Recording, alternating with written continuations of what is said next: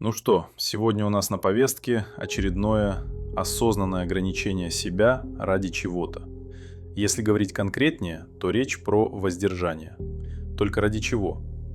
Для того, чтобы найти очередной чит-код, ограничение и сделать себя лучше. Прокачаться, потому что так сказали какие-то специалисты, или потому что ваш знакомый так сделал. Интернет просто усыпан информацией про дофаминовое голодание, отказ от рукоблудства и вообще от соития с женщиной. Обещают, как обычно, море всего, вплоть до того, что у тебя откроется третий глаз, а может быть и четвертый. Ну, как обычно, все это тянет на какой-то инфо-цыганский или ничего не имеющий с реальностью смысл. Да, обычная классическая магия 21 века. Откажись от этого, не делай вот это, прочитай вот это, сделай так-то, и у тебя все будет прекрасно, и ты станешь вторым Илоном Маском. В принципе, ничего нового. Люди обожают простые решения. Всем хочется верить, что их неудачи в бизнесе, в отношениях и в жизни – это просто результат того, что они не знают одного секретного лайфхака. Но если мы отбросим всю эту эзотерическую шелуху, всю эту медитацию на пустой желудок и попытки открыть чакры, останется очень жесткий, сухой и неудобный вопрос. А что, если в этом действительно есть фундамент? Только не магический, а сугубо физиологический. Давай разберемся подробнее, но на уровне чистой механики. Опять надо вернуться к нашему любимому мозгу и гормонам. Что вообще происходит с мужчиной в момент физической разрядки? Глянцевые статьи и популярная психология наперебой говорят нам про расслабление, снятие стресса и пользу для здоровья. Тебе рассказывают, что это абсолютно естественно, что так делают все, и что это лучший способ разгрузить психику после тяжелого рабочего дня. На деле же под капотом твоего организма в эту самую секунду запускается абсолютно конкретный химический каскад. И он не имеет ничего общего с безобидным отдыхом. В момент пика происходит колоссальный выброс пролактина. Если ты не в курсе, это гормон насыщения, успокоения и лени. Эволюционно он был заложен в нас с одной очень простой целью. После того, как самец потратил огромное количество энергии на конкуренцию, охоту, драку с другими самцами и, наконец, спаривание, он должен уснуть и восстановить силы. Он не должен в эту же секунду бежать убивать мамонта или завоевывать соседнее племя. Его биологическая задача выполнена. Пролактин буквально нажимает кнопку «Стоп» на твоей центральной нервной системе. Он выключает твой животный драйв, твою агрессию и твою базовую мужскую потребность достигать. И все бы ничего, если бы этот процесс происходил так, как задумала природа. Раз в пару недель или месяцев после реальной охоты, реальной победы и реального преодоления препятствий. Но нюанс в том, что сегодня тебе не нужно никуда идти. Тебе не нужно рисковать здоровьем, тебе не нужно биться за еду. По сути, у тебя все в абсолютном достатке. По одному быстрому звоночку или паре кликов в приложении у тебя дома окажется любая еда. Тебе не нужно выходить на улицу, конкурировать, получать отказы и завоевывать женщину. Достаточно просто открыть нужную вкладку в браузере, и перед тобой сотни идеальных тел. И здесь в игру вступает феномен, который в науке называется эффектом Кулиджа. Суть его проста. Мужской мозг эволюционно запрограммирован реагировать на каждую новую самку новым, еще более мощным выбросом дофамина. В дикой природе это обеспечивало выживание вида. А теперь представь, что происходит с твоей головой, когда ты открываешь 10 разных вкладок. Твой мозг буквально взрывается от перегрузки. Твоя древняя лимбическая система искренне верит, что ты стал абсолютным императором этого мира, что ты оплодотворил половину планеты, победил всех врагов и обеспечил себе бессмертие. И мозг послушно заливает тебя ударными дозами пролактина каждый божий вечер. Ты добровольно своими собственными руками превращаешь себя в сытого, ленивого, кастрированного кота, которому вообще больше ничего не нужно от этой жизни. Ты становишься абсолютно безопасным для окружающих.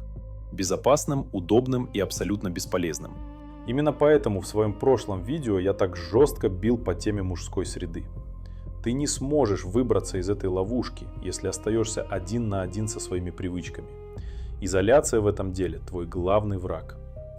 Я создал свой телеграм-канал именно для того, чтобы собрать там нормальное комьюнити, где вещи называются своими именами. Ссылка в описании, прыгай туда. А мы возвращаемся к физиологии, но это только половина проблемы. Даунрегуляция – это то страшное слово, которое нечасто можно услышать от врачей. Дальше в игру вступают андрогенные рецепторы. Смотри, как это работает.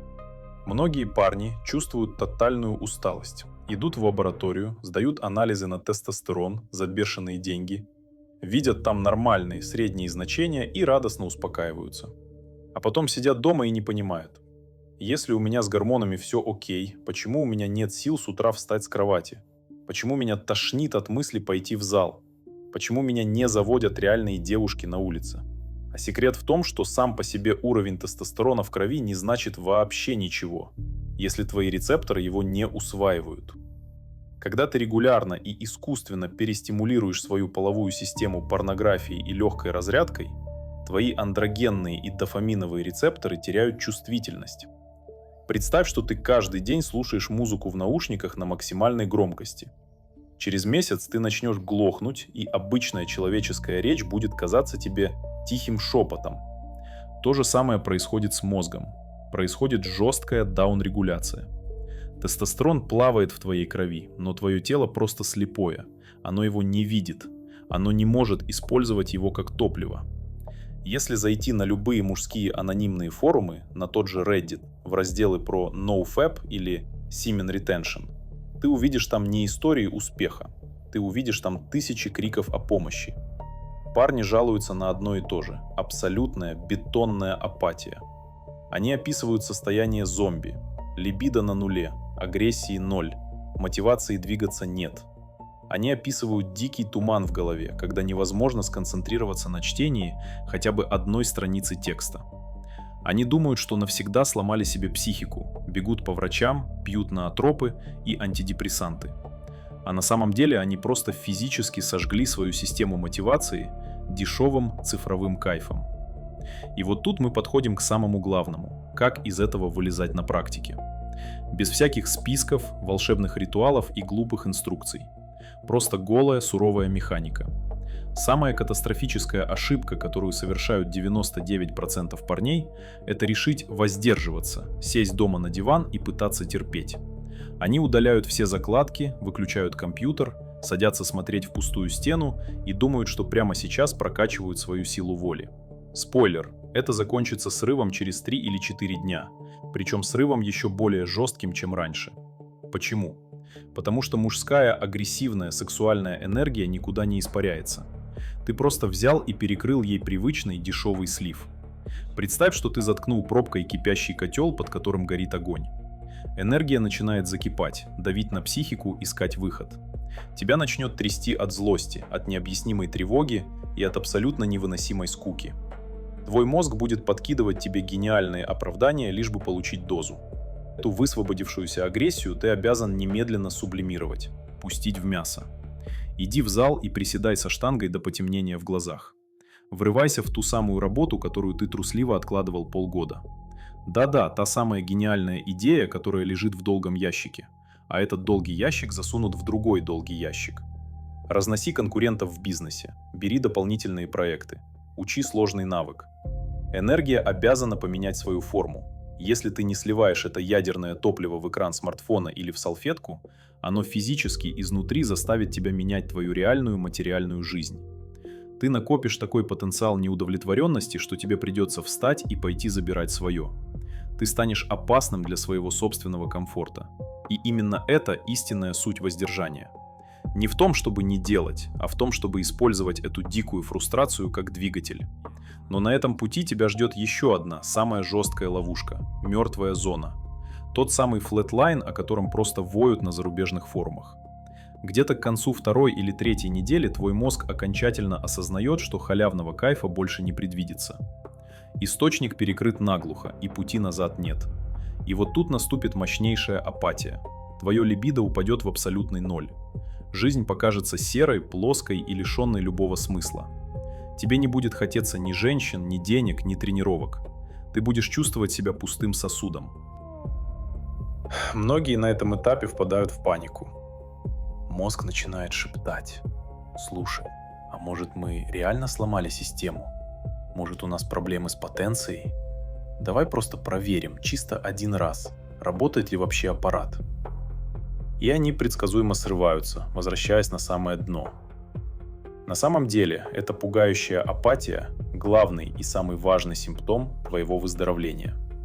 Это прямое физиологическое доказательство того, что твоя нервная система прямо в эту секунду мучительно, через ломку, перестраивает убитые рецепторы. Твой мозг чинит сам себя. Тебе нужно просто стиснуть зубы и пройти этот этап на чистой сухой механике. Просто делай то, что должен, как робот, даже если вообще ничего не хочется, и мир кажется картонным. А потом, если ты не сломаешься, все изменится. Ближе к 4-й или 5-й неделе твоя чувствительность начнет возвращаться в норму. Твой горизонт планирования парадоксальным образом расширится.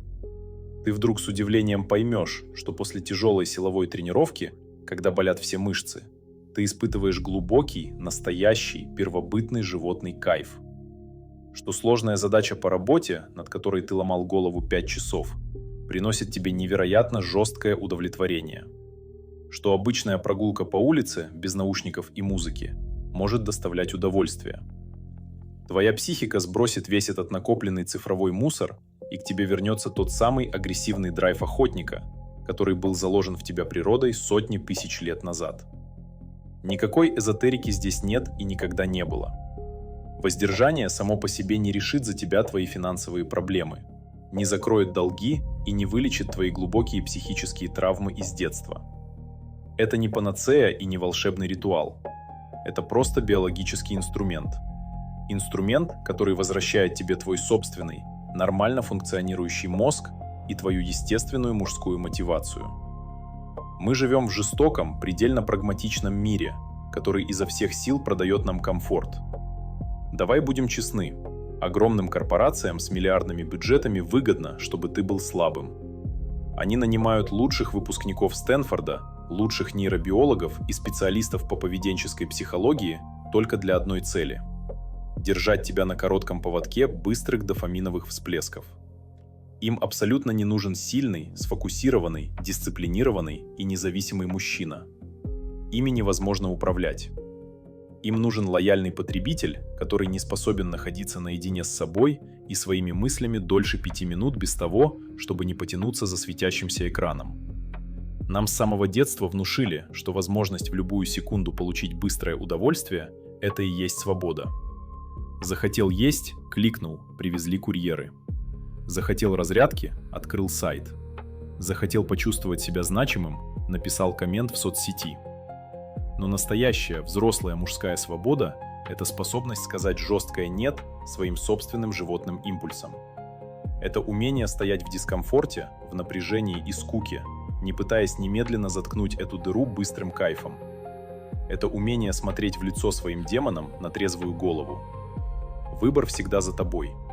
Либо ты продолжаешь кормить систему своей жизненной энергией, оставаясь удобным, сытым потребителем с выжженными рецепторами, которого рано или поздно просто выкинут на обочину.